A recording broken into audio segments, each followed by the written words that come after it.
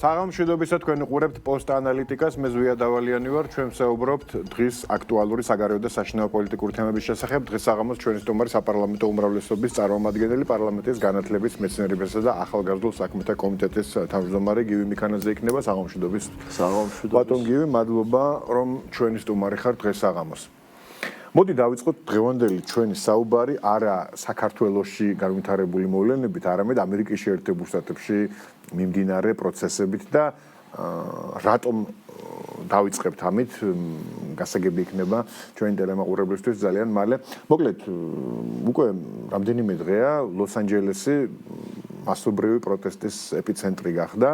იქ ჩატარებულ რეიდებს არალეგალ მიგრანტებს შორის მოყვა მასობრივი პროტესტი და ეროვნული გვარდიის ჩართვა გახდა საჭირო პრეზიდენტმა ტრამპმა ეროვნული გვარდია ჩართოს საქმეში. მადლობაც გადაუხადა მან ესე პროტესტის ასე ვთქვათ დაცხრობისთვის გაწეული სამუშაოების ეროვნულ გვარდიას, მაგრამ რა არის ესე იგი ძალიან მნიშვნელოვანი ამ პროტესტების დროს ამერიკის შეერთებული შტატების პოლიციამ და ზოგადად ხელისუფლებამ გააკეთა ან აპირებს გააკეთოს ყველაფერი, რისთვისაც საქართველოს ხელისუფლებას უკვე რამდენიმე წელიწადია საყვედურობენ რიგი დასავლელი პოლიტიკოსები. მაგალითად, თუნდაც ყველაზე ელემენტარულით რომ დავიწყოთ, ტრამპმა პირდაპირ განაცხადა, რომ საპროტესტო აქციებზე ამიერიდან ნიღბების ტარება არ იქნება დაშვებული ამერიკის შეერთებულ შტატებში. არადა გვახსოვს ჩვენ, რომ ამ ნიღბების აკრძალვის გამო ლამის რევოლუცია მოაწყვეთ საქართველოში არასამთავრობო სექტორმა, დიდარმა არასამთავრობო სექტორმა და მათმა მფარველებმა დასავლეთიდან, რომ თითქოს ეს იყო ადამიანის უფლებათა ფუნდამენტური დარღვევა, რომ თითქოს ნიღბის ტარებამ აქციაზე არის ადამიანის თანდაყოლილი უფლება და ასე შემდეგ. მოდი ვილაპარაკოთ იმაზე, თუ რატომ გახდა აუცილებელი ამერიკაში ესე იგი ნიღბების აკრძალვა, რატომ თulis ტრამპი რომ ეს აუცილებელია და შემდეგ ზოგადად მათ შორის ჩვენ შემთხვევაში თუ ამერიკაში არის საჭირო, მაშინ საქართველოში თავისთავად ხადია ასევე საჭირო უნდა ყოფილიყო. კიდევ ერთხელ მოგესალმებით, დიდი მადლობა გადაცემაში მოწვევისთვის, მივესალმებით ჩვენს ტელემაყურებელს. დიახ, ის მოვლენები, რომელსაც მთელი მსოფლიო თვალყურს ადევნებს ბოლო რამდენიმე დღის განმავლობაში, რომელიც ამერიკის შეერთებულ შტატებში, კონკრეტულად ლოს-ანჯელესში ვითარდება, რა თქმა უნდა, საგანგაშოა, მაგრამ ამ კონტექსტში ჩვენ ვხედავთ, რომ სახელმწიფო თავის სიმაღლეზე დგას, როდესაც დაინახა, რომ საპოლიციო ძალები არ იყო საკმარისი იმისთვის, რომ ასეთი ფართე მასშტაბის არეულობა კონსტიტუციურ ჩარჩოებში, კანონიერ ფარგლებში მოექცია. პრეზიდენტ ტრამპის გადაწყვეტილებით დამატებით შეერაღებული ძალები, უკვე საჯარისო ფორმირებებიც იქნა მობილიზებული იმისთვის, რომ იქ წესრიგი აღდგეს. ჩვენთვის, რა თქმა უნდა, ერთის მხრივ მნიშვნელოვანია, რომ ვიცოდეთ ჩვენთვის მნიშვნელოვან ქვეყანაში ზოგადად მოვლენები როგორ ვითარდება, მაგრამ ამავდროულად თქვენ აბსოლუტურად ჭეშმარიტად აღნიშნეთ იმ გარემოებაზე, რომ ძალიან მნიშვნელოვანია პარალელების გავლება. სადაც კიდევ ერთხელ ჩანს ის ორმაგი სტანდარტები, რომელთაც საქართველოსთან მიმართებაში, საქართველოს ხელისუფლების კანონის ფარგლებში მოქმედებასთან მიმართებაში კეთდებოდა განცხადებები, მათ შორის ბაიდენის ადმინისტრაციის მხრიდან ჩვენ ფაქტიურად ყოველდღიურ რეჟიმში განსაკუთრებით წინა საარჩევნო პერიოდში და შემდგომაც ვისმენდით სრულიად უსაფუძვლო და აბსოლუტურად ასე ვთქვათ ორმაგი სტანდარტების შემცველ ბრალდებებს და კრიტიკას. რეალობა არის ის, რომ დღეს ჩვენ, როდესაც საუბრობთ იმაზე, რომ ნიღბები ჩვენთან შესაბამისი კანონმდებლობის ცვლილებებით აიკრძალა მასობრივი შეკრების ადგილებს ან მანიფესტაციის დროს, რასაც ჩვენ გვახსოვს თქვენ ბრძანეთ კიდევაც ამის შესახებ, რომ ეგრეთ წოდებული მდიდარი NGO-ები, რადიკალები ძალიან აპროტესტებდნენ ამასთან დაკავშირებით და ჩვენ უცხოეთიდანაც გვახსოვს კრიტიკა ამ კანონმდებლობასთან მიმართებაში.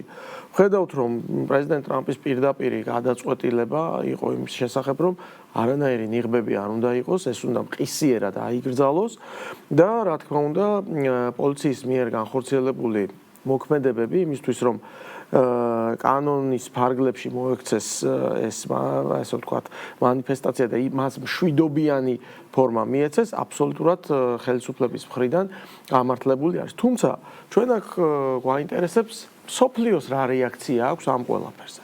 და ჩვენ ჯერჯერობით არც ერთი განცხადება, კრიტიკული განცხადება არ მოგვისმენია არც ერთი ქვეყნის წარმომადგენლისგან, რომ რატომ აკრძალა პრეზიდენტმა ტრამპმა ნიღბის ტარება манифестацიის დროს, რატომ იყენებს საპოლიციო კი არა, უკვე საჯარისო ფორმირებებს იმისთვის, რომ წესრიგი დაამყაროს. უფრო მეტიც ჩვენ გვაინტერესებს შიგნით ის კონკრეტული აქტორები, რომლებიც საქართველოში იგივე ზუსტად ანალოგიურ პროცესებს ასე გამეტებით და ასე მონდომებით აკრიტიკებდნენ. რას ამბობენ ისინი? უკვე რამდენიმე დღეა მაგალითად საქართველოს ახალგაზრდა იურისტთა ასოციაციას, რომელიც აქტიურობდა იმ კანონის ყველაზე გამორჩეული იყო აი ჩვენთან აიკრძალა ნიღბები. უსვავენ შეკითხვას ამასთან დაკავშირებით მათი მხრიდან პოზიციის არანაირი პოზიციის გაჟღერება არ ხდება. რაზე მიუთითებს ეს?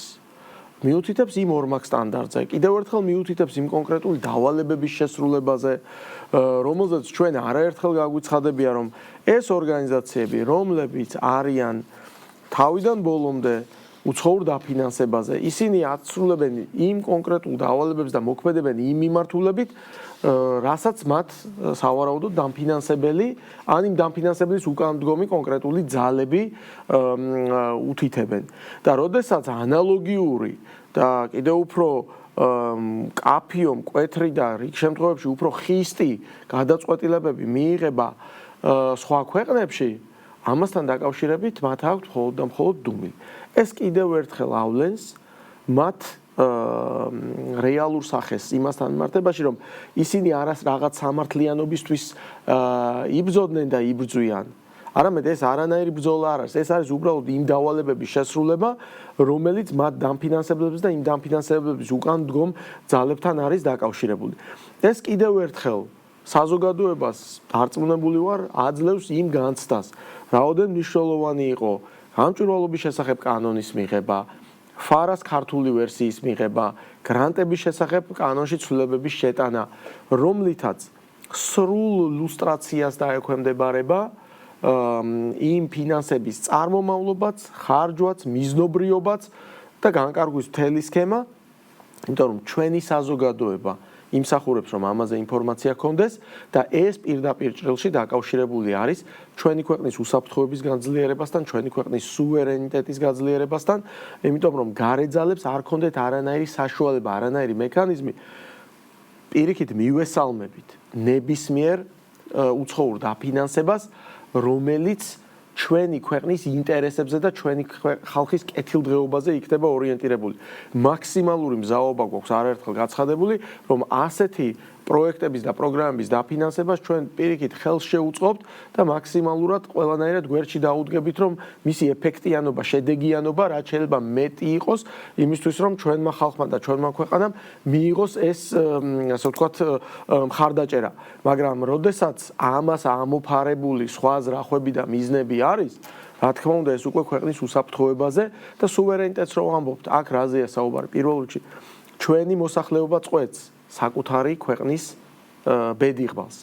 ამიტომ გარე ძალებს არ უნდა ჰქონდეთ არანაირი მექანიზმი იმისთვის, რომ რაღაცა ფორმით მაინც ჩაერიონ და მათ გადაწყვეტილებებში, ასე ვთქვათ, გარკვეული კორექტირებები შეიტანონ, იმიტომ რომ ეს მათ მიზანს წარმოადგენს. სწორედ ამას ემსახურება ის კანონმდებლობა, რომლისთვისაც რადიკალებმა და მათთან დაკავშირებულმა NGO სექტორმა და მედია საშუალებებმა ჩვენ ფაქტიურად ხაზს გადაგვცეს და ქვეყნის და ჩვენი საზოგადოების მტრებად გამოგვაცხადეს, მაგრამ რეალობა ხო ცხადზე ცხადია. განსაკუთრებით ტრამპის პრეზიდენტად მოსვლის შემდეგ ძალიან ბევრ რამეს აეხადა მსოფლიოს მასშტაბით ფარდა. და ეს ადამიანები თქვენ ალბათ კარგად ხედავთ, რომ ნირწამხდარი არიან, ენა აქვთ ჩავარდნილი, რეალურად აღარ იციან რაზე გააკეთონ აქცენტები, იმიტომ რომ ის მთავარი დასაყრდენი, რომელიც აი სული შებერვა, რომელიც ოკეანეს მიღმადან ბაიდენის ადმინისტრაციის დროს მათ ჰქონდათ, რომ ასე ვთქვათ, ეს რადიკალიზაცია გაეღვივებინათ და თეთრი შავად გაესაღებინათ და საზოგადოებაში არასწორი წარმოდგენები ჩამოყალიბებისთვის ხელი შეეწყოთ, ეს ყველაფერი ხელიდან გამოეცალათ. ამიტომ ეს პროცესები კიდევ ერთხელ ამხელს ამ ადამიანებს, ის რაც ამერიკაში ხდება და იმ ჯგუფების იგნორირება რაიმე კომენტარის ან რაიმე განცხადების გაკეთებასთან დაკავშირებით, იმიტომ რომ მათ იციან, რომ ძალიან მძიმე მდგომარეობაში არიან. თუ კი ისინი განცხადებას გააკეთებენ, მაშინ მათ უნდა დაიცვან ის სტანდარტი, რასაც ეგრეთ წოდებული სტანდარტი, რასაც იმ დავალების საფუძველზე აცხადებდნენ. მაშინ უნდა გააკრიტიკონ ამერიკის შეერთებული შტატები. ან უნდა გააკრიტიკონ, ხო, რაც ყველაზე სასაცილო პასუხი, ხო, როგორც წესი არაფერს არ ამბობენ, მაგრამ ზოგჯერ აი ესეთ ცინიკურ პასუხსაც კი ასე ვთქვათ, მოიფიქრებენ ხოლმე, რომ აი ამერიკას აქვს უფლება, ან ბრიტანეთს აქვს უფლება, ან იტალიას აქვს უფლება და საქართველოს არ აქვს, იმიტომ რომ ამერიკაში დემოკრატიაა. აი რაღაცა აი ესეთი აბსურდი ძალიან ბევრ პარამეტრში შეგვიძლია შევადაროთ ეს დემოკრატია. თუნდაც ამერიკის შეერთებულ შტატებში. მოდით ასე ვთქვათ, თქვენ გახსოვთ ძალიან კარგად და საზოგადოებას ძალიან კარგად ახსოვს ის მოვლენები, რომელიც რუსთავი ორთან მიმართებაში განვითარდა.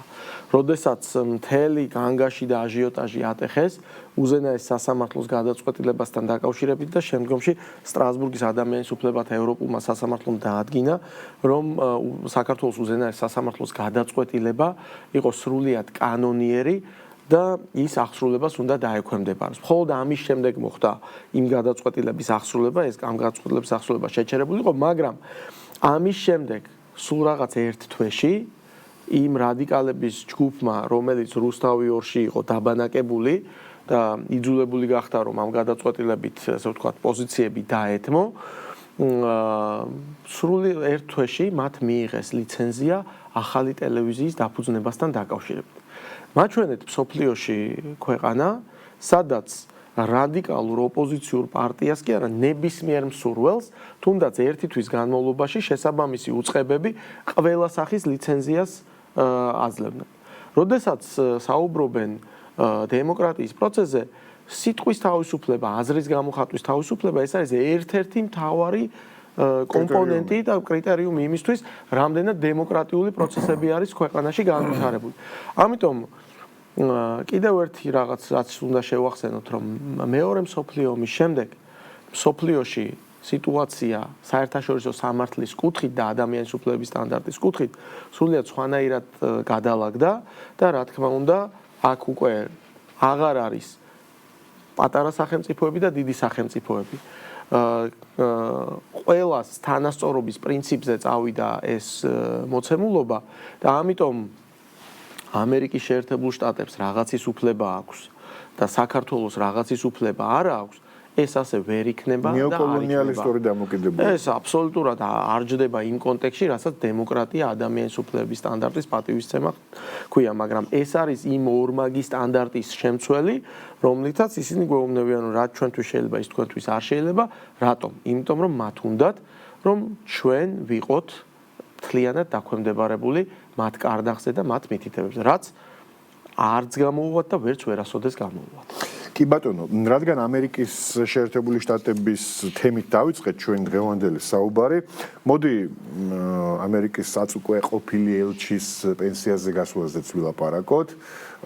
ბაიდენის ადმინისტრაცია ახსენეთ და ბაიდენის ადმინისტრაციის ერთ-ერთი მთავარი დამრტყმელი ფიგურა იყო, ასე ვთქვათ, საქართველოში ამერიკის მაშინდელი ელჩი, კაპიტანი დანიგანი, რომელმაც რამდენიმე დღის წინ დაგვტოვა თავისი განცხადებით მისი სიტყვების თანახმად, ასე ვთქვათ, პირადი გადაწყვეტილება მიიღო, რომ გასულიყო პენსიაზე. არ ვიცი, დაუტოვოთ ეს, ასე ვთქვათ, ინტრიგა მას, პირადი გადაწყვეტილება იყო თუ არ იყო პირადი გადაწყვეტილება, ჩვენთვის უფრო საინტერესოა, რა შეიძლება ეს მოასწავებდეს პოლიტიკურ კონტექსტში ორ ქვეყანას შორის ურთიერთობების ჭრილში, ასე ვთქვათ და შეიძლება თუ არა ეს აღვიქვათ როგორც პოზიტიური სიგნალი თუ არა, არ ვიცი, მოვლენა იმ გაგებით, რომ სწორედ წავიდეს ამერიკის საქართველოს ურთიერთობები გადაწყვეტისკენ.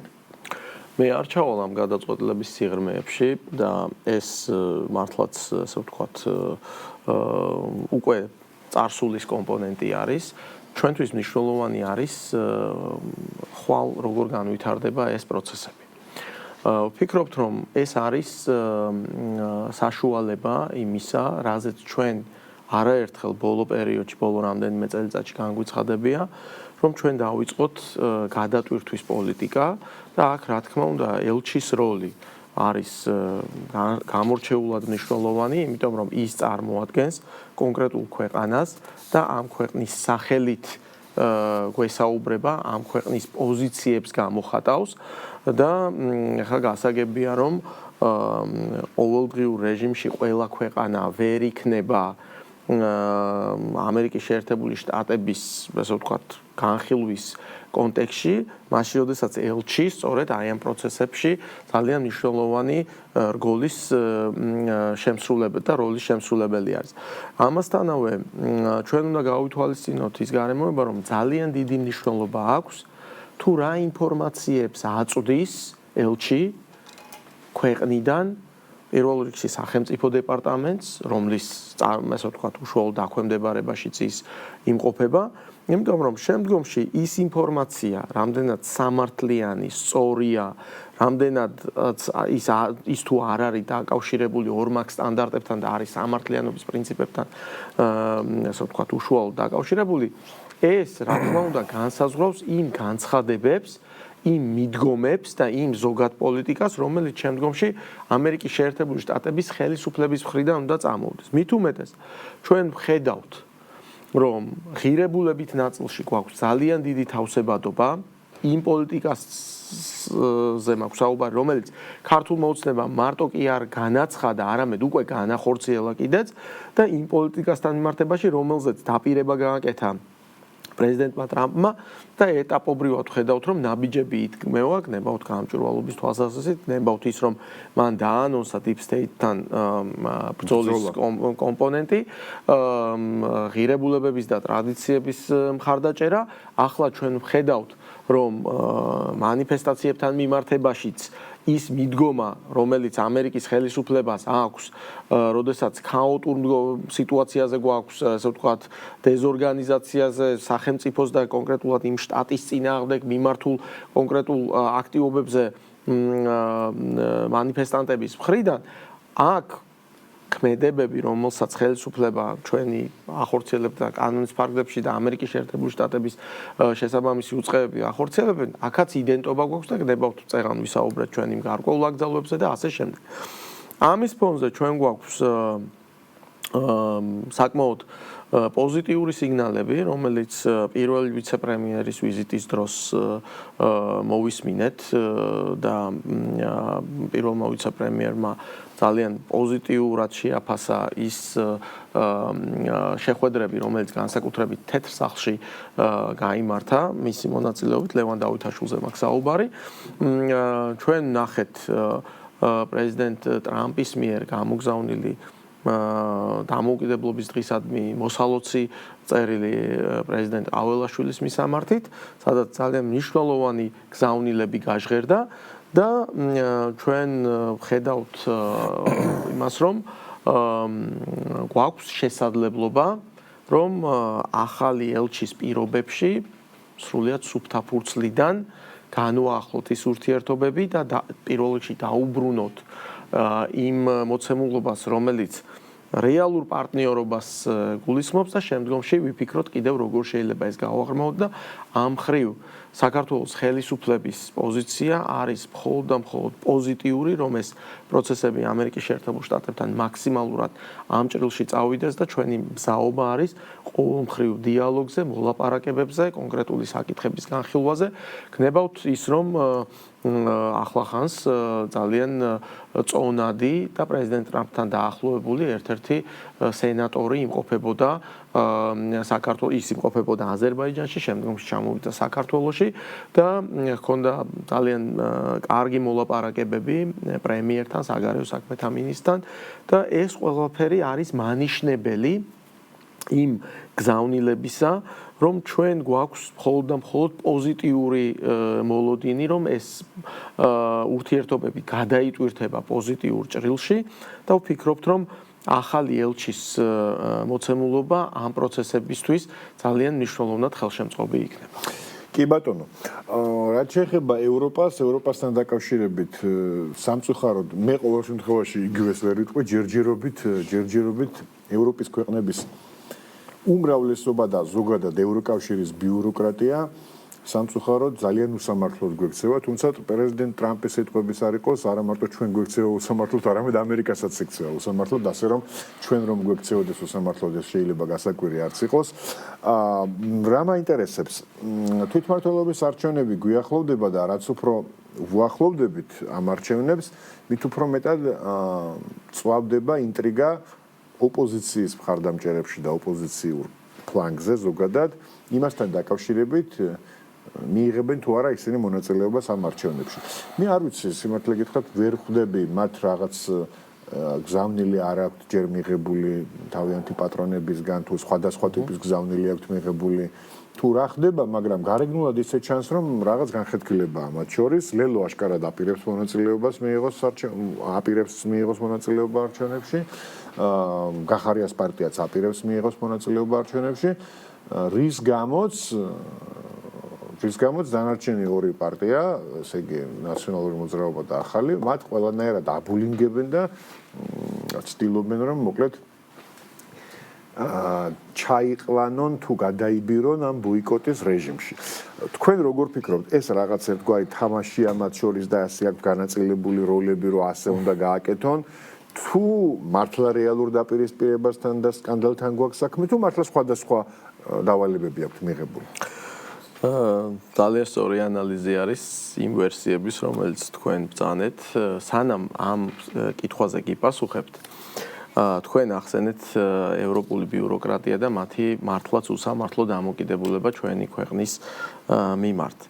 ამის ესე ვთქვათ, ერთგვარი საპასუხო გამოვლინება იყო დღეს მართლაც პირველად მოხდა ქართული პარლამენტარიზმის ისტორიაში. როდესაც ბიუროზე ვამტკიცებდით საპარლამენტო მეგობრობის ჯგუფებს და აღმოჩნდა, რომ არც ერთმა დეპუტატმა არ გამოთქვა სურვილი, რომ გაწევრიანებულიყო ლიეტუვის, ლატვიისა და ესტონეთის საპარლამენტო მეგობრობის, ანუ ეს ჯგუფები ფიზიკურად ვერ შედგა. არც ერთმა გასაგებია. ანუ დღეს პარლამენტში ვართ 89 დეპუტატი. აქედან ვართ 3 პოლიტიკური ძალა, ხო?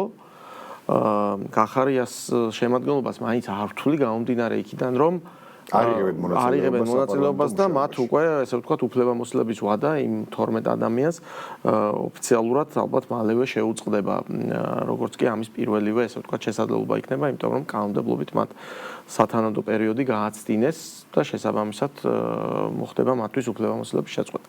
აი აქ არის ძალიან საინტერესო კომპონენტი. არ ყოფილა ჯერ ქართული პარლამენტარიზმის ისტორიაში, რომ რომელიმე ქვეყნის მეგობრობის ჯგუფი დაინიცირებულიყოს და იქ არც ერთი 89 დეპუტატიდან არც ერთი არ გაწევრიანდა ამაში. ეს არის და ეს არ მომხდარა რაღაც თავარი არის, რომ არანაირ რაღაცა ისეთი გუნდური, რა თქმა უნდა, გუნდია ამ პოზიციაზე, მაგრამ ის რომ კომუნიკაცია და კოორდინაცია ყოფილიყოს, რომ მოდი ესეთი რაღაცა არ ყოფილა. უბრალოდ არავინ არ მოისურვა აი ამ სამ ქვეყნ, იმიტომ რომ ეს იყო რაღაცა ბუნებრივი პასუხი იმ უსამართლო კამპანიაზე და ძალიან სამარცხვინო მოქმედებებზე და განცხადებებზე, რასაც ჩვენ ამ სამი ქვეყნის პოლიტიკური ხელმძღვანელობიდან განსაკუთრებით ბოლო 1 წლის განმავლობაში ვისმენთ. ამიტომ ლოგიკური იყო. ეხლა რაც შეეხება თქვენ შეკითხვას ამ არჩევნებთან მონაწილეობის კონტექსტში. იკვეთება ესეთი სცენარი, რომ აი ამ რადიკალების 4 მიმართულების პატრონი გარე ძალები ხედავენ, რომ საზოგადოება არასოდეს არ მიიღებს ნაციონალურ მოძრაობას.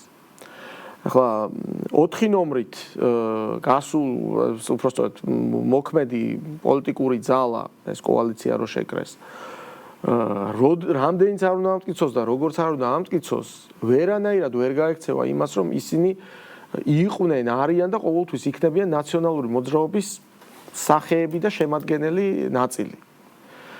ამიტომ მიხვდნენ რომ საზოგადოებისთვის ეს ადამიანები ვერ იქნებიან ვერანაირად მისაღები. იმასაც კარგად ხვდებიან. გახარიამ რა გააკეთა და ვისთვის გააკეთა ეს, როგორც გადადგომის მომენტში, შემდგომში საკრებულოს არჩევნებზე, როდესაც შეკრა კოალიცია ნაციონალურ მოძრაობასთან ოცნების წინააღმდეგ და ისიც კარგად იციან მამუკა ხაზარაძე და ბადრი ჯაფარიძე რა როლს ასრულებდნენ იმ დანაშაულებრივ სქემაში, რომელზეც ისედაც ვიცოდით და ამ დროებით საგამოძიებო კომისიამ, შოკის მომგვრელი ამბები მოვისმინეთ ჩვენი საზოგადოების წევრებისგან და მათ რა როლი ჰქონდათ და მათი მონაწილეობის გარეშე რომ ეს დანაშაულებრივი სქემა ვერ შეიკრებოდა. ამიტომ ისინი ტანდემში იყვნენ აი ამ დანაშაულებრივ სქემაში. მაგრამ მაინც ფიქრობენ რომ საზოგადოებისთვის შეიძლება ეს ორი პარტია უფრო არ იყოს დაკავშირებული ნაციონალურ მოძრაობასთან. ამიტომ ფსონს ახლა როგორც ჩანს აკეთებენ ამ ორ პარტიაზე და ამათ ეუბნებიან რომ თქვენ მიიღეთ მონაწილეობა და აიდგა სცენარი, სადაც მათ შორის არის ახლა ისედაც ვერ თანხმდებიან ვერაფერზე და უფრო მეტსაც გეტყვით რომ არათუ რაიმე კოორდინაცია თვითონ იმ კოალიციებში და თვითონ იმ შიდა პარტიებში აქვთ უამრავი ერთმანეთთან დაპირისპირება და ბევრ თემაზე ვერ თანხმდებიან. ეს დამალული არ არის, ამას ისინი საჯაროდაც ამბობენ და მერე არის ერთმანეთზე თავდასხმა, ერთმანეთის შეურაცხყოფა, ერთმანეთის ბულინგი და ასე შემდეგ. მაგრამ ის, რასაც ჩვენ ახლა უყურებთ, ეს ცალსახად მიანიშნებს, რომ არის ერთი სცენარის ნაწილი, რომ არიან ეს ადამიანები, რომლებიც ბოლომდე, ესე ვთქვათ, რადიკალიზმზე არიან და ახლა ლანძღავენ, აბულინგებენ და უტევენ ამათ და არიან ჯგუფები, რითიც საზოგადოებამ ნაწილმა მაინც წესით მათი გათვლებით უნდა ირწმუნოს რომ არა ესენი ერთი კი არ ყოფილა. ნახე ესენი ამათ როგორ ლანძღავენ, ესენი როგორ აბულინგებენ და რეალობა არის რომ ესენი ერთმანეთისგან არაფრით არ განსხვავდებენ. ეს არის ერთი მდგენელი და რა თქმა უნდა შიდა მუშაობით ეს ორი ჯგუფი რომელიც ამბობს რომ ჩვენ არ მივიღებთ ამაში მონაწილეობას. ოღონდ ეს ყველაფერი ხდება მხოლოდ იმიტომ რომ იქ გადაწყვიტეს და ამათ უთხრეს, თორე ესენი თვითონ ვერანაირ გადაწყვეტილებას ვერ იღებენ. პარალელურად შიგნით მუშაობენ იმისთვის, რომ წინა საარჩევნო დაამობილიზონ საკუთარი ამომრჩეველი იმისთვის, რომ აი ამ ორ ძალას გადაუნაწილონ თავიანთი ხმები და პლუს იმედი აქვთ, რომ იქნებ საზოგადოების რაღაცა ნაწილი გამოგლიჯონ, რომელმაც შეიძლება დაიჯეროს, რომ ესენი ამის შემადგენელი ნაწილი არ არის. აი ეს სცენარი იკვეთება დღეის მდგომარეობით და საზოგადოება ამას უყურებს, ხედავს. პოლიტიკური კულტურა საზოგადოების და ანალიზი ძალიან გაიზარდა და ჩვენი საზოგადოება ესე მარტივად მოსატყუებელი არ არის. შესაბამისად, ამ ყველაფერს თავის პასუხს ჩვენი საზოგადოება 4 ოქტომბერს ძალიან კარგად და მკაფიოდ გასცემს პასუხს. გასაგებია საპარლამენტო მუშაობა ახსენეთ და არ შემიძლია დღეს დროებით საგამოძიებო კომისიის მორიგის ხდომა იყო და როდესაც ესეთი ხდომა იმართება იმდენად მძიმე ისტორიებს ვისმენთ ხოლმე რომ არ შემიძლია ამ თემასაც არ გამოვეხმაურო და დარჩენილი დრო მინდა სწორედ ამ ინწვისის ეგრეთ წოდებული სპეცოპერაციის თემაზე ვილაპარაკოთ, მოვისმინეთ ჩვენ დაზარალებულების ნიკოლოზ გოგუაძის და ზაზა გვიმრაძის საუბარი, მოვისმინეთ ის კიდევ ერთხელ გავიგეთ იმ ამაზრზენი დამოკიდებულების შესახებ, რაც ჩვეულებრივი პრაქტიკა იყო. ვერ ვიტყვით რომ რაიმე სამწუხაროდ ვერ ვიტყვით რომ რაიმე განსაკუთრებული შეემთხვათ ამ ადამიანებს, ასეთი ბედი გაიარა 1000-მა ადამიანმა. მაინტერესებს რომელიმე დღეს ეს თემაც გააქტიურდა, რამდენიმე პოლიტიკოსმა თქვა, უმრავლესობიდან მათ შორის ქალბატონმა თეამაც გააკეთა ესეთ კომენტარი, რომ კარგი იქნება რომ ელჩები ისმენდნენ ამ ყველაფერს.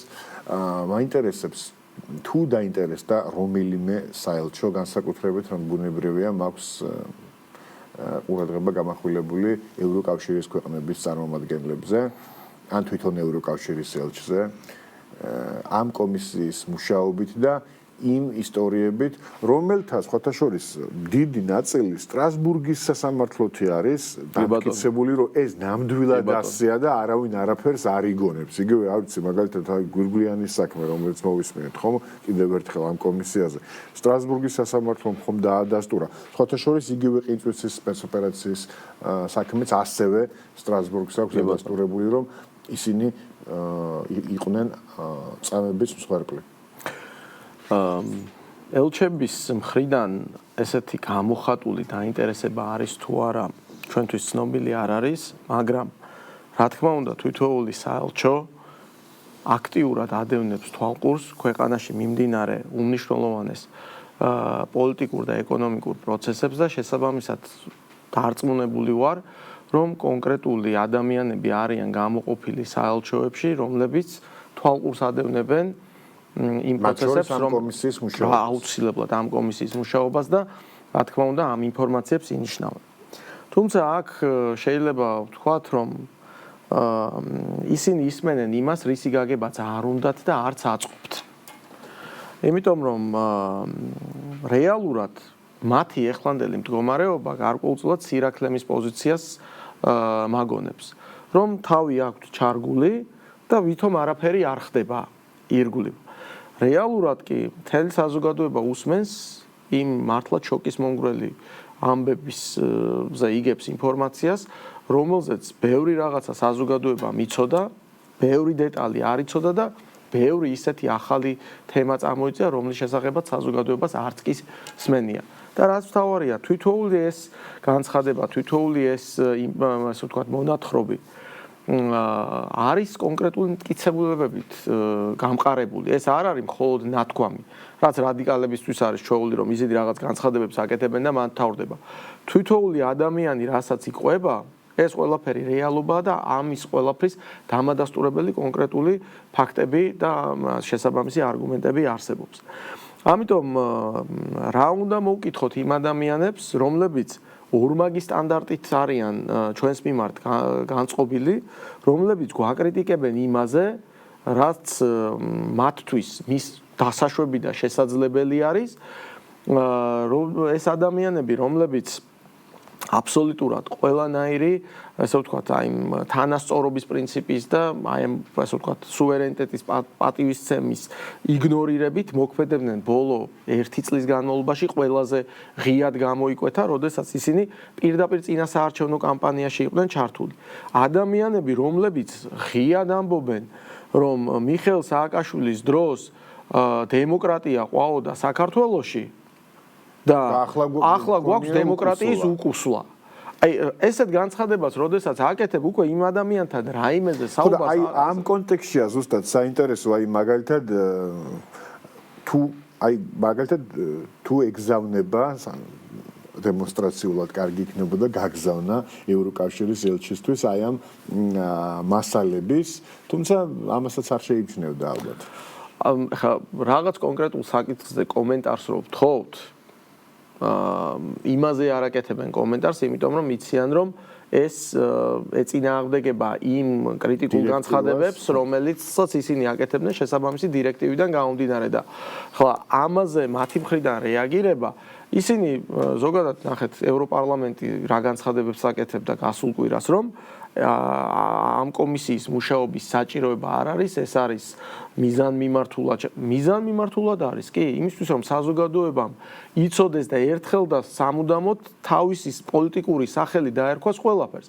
და იმიტომაც, რომ ეს ადამიანები რო ამბობენ, რომ თქვენ რა უფლება გააქვთ, რომ კონკრეტული პარტიების გაუქმებაზე შესაბამისი წარდგინება გააკეთოთ, მაშინ, როდესაც ევროპაში თითქმის არ არის დარჩენილი ქვეყანა, რომ მე-20 საუკუნიდან დაწყებული დღემდე მოყოლებული თავის ქვეყანაში რომელიმე პარტია ან არ შეეზღუდოს, ან არ აეგზავნოს, იმიტომ რომ ისინი თავისი ქვეყნის და საზოგადოების ინტერესების საწინააღმდეგოდ მოქმედებდნენ. ანუ ეს თუ საფრანგეთშია დასაშვები, ეს თუ ესპანეთშია დასაშვები და ბევრ სხვა ქვეყანაში, გერმანიაშია დასაშვები, ხო?